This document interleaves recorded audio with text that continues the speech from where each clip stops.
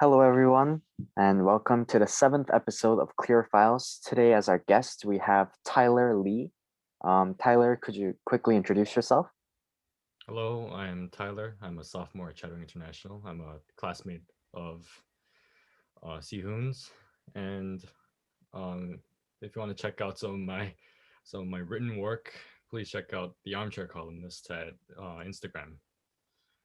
Yeah, and for those of you who don't know what that is, or people who don't know Tyler, because obviously that's possible, um, I think you talk mostly about politics and philosophy, if I'm correct.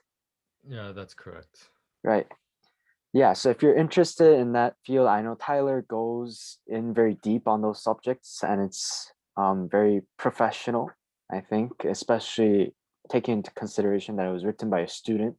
So make sure to check that out. So moving on to the actual topic of today's interview, we'll be looking at freedom of expression and freedom of speech, which I think obviously it's always been a very controversial topic, but especially in recent years, all the more so.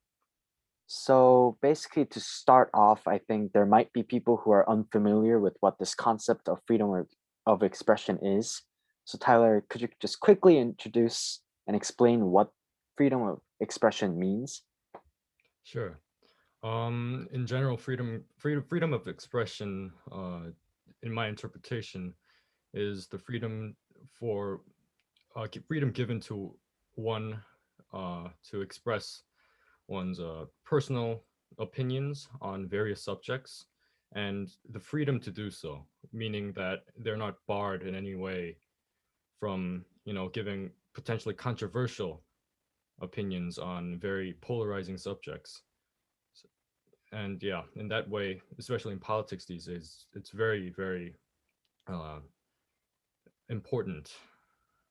Yeah, and of course, you mentioned politics, and I think this is especially true in the case of usually American politics or more Western, the politics of more Western countries. But would you say that it is as prevalent in the politics of, for example, Korea? Um, uh, I'd say it's prevalent anywhere because politics. Everyone has their own opinions, and I feel like wherever they are and in whatever political system they are in, I feel that they everyone should be given the right to speak out against prevailing notions, and uh, and I think that certainly applies to Eastern politics, especially uh, for example, in South Korea, Japan, China, as much as it applies to the Western countries. So, yeah. Yeah. So I think from what you've said so far, you're um, in support. So you're for freedom of expression, right? Yes. Yes. And obviously, that's not always the case. There are people who believe that freedom of expression, that there are negative implications to freedom of expression. But first, looking at this situation from your perspective, what do you think are some of the main positive implications of allowing freedom of expression? So I'd say one of the main positives that come out of people being able to speak out is that uh, people can consider a larger variety of ideas for one, and the ideas and thoughts are not centralized, and it's not linear in ways. People can get more radical and bring upon change. It's not mundane. It's not stagnating, and so people can bring on change if freedom of expression is allowed. Yes. And just for the sake of obviously, we want to try and look at this from multiple different perspectives. So, if you had to think of some negative implications, what would some of the potential consequences of allowing freedom of expression be? Um, I'd say consequences. possibly if we allow dangerous, so to speak, ideas get a hold of power, maybe some something like the Bolsheviks revolution, October Revolution, something like that could occur. And although it is very rare, I think sometimes it could get out of hand really quickly, and it may go really badly. So I'd say that's one of the main negative implications, if I had to state one. Yes. And like you mentioned, obviously, I think the main concern that a lot of people have about just completely allowing freedom of expression is that there might be potentially um, harmful ideas, quote unquote, harmful ideas that are harmful to society and harmful to people working together. And I think you mentioned a great example with the Bolsheviks. So basically, with the communist revolution, not just in the Soviet Union, but also in China and other parts of the world that happened during that period of time. Do you think that that is something that has the potential to happen? I won't say potential because obviously there is a potential, but that is likely to happen should freedom of expression be allowed in the present day. It is far from likely, I'd say. Um, Especially in America, the power is very centralized. The two-party system, it holds great power, and I highly doubt a revolution happening anytime soon. Even if they were to allow complete freedom of expression, which also I doubt they do.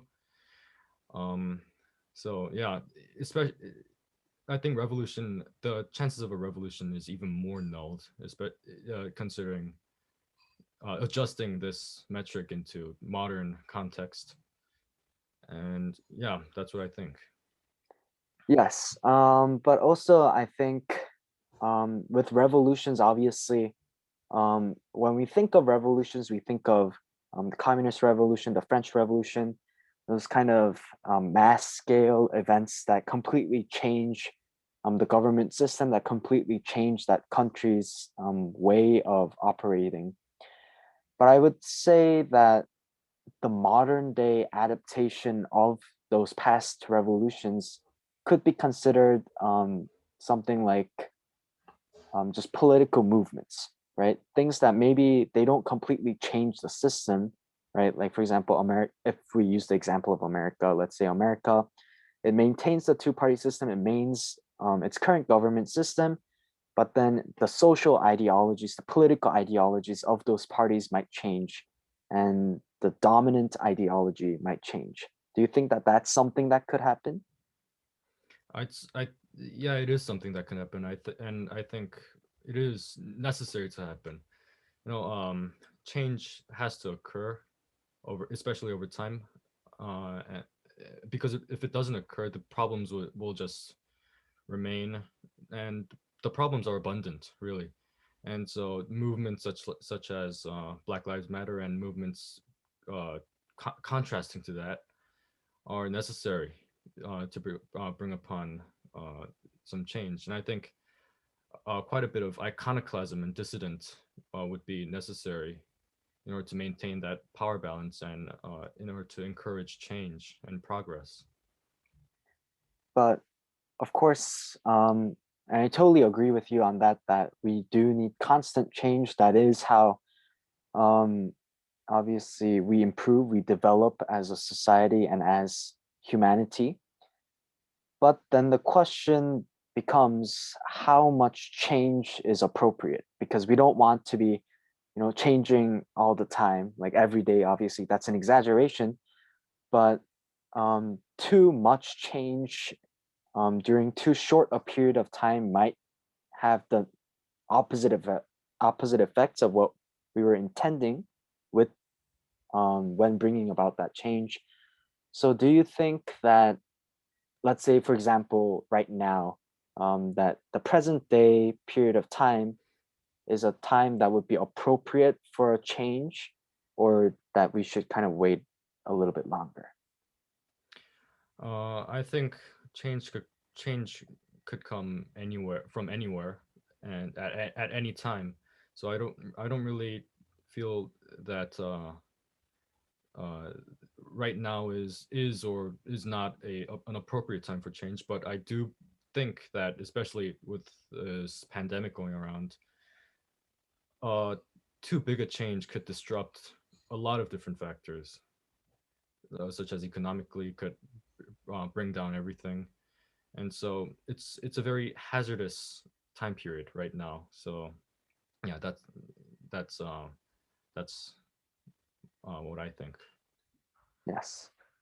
And to kind of go back to freedom of expression.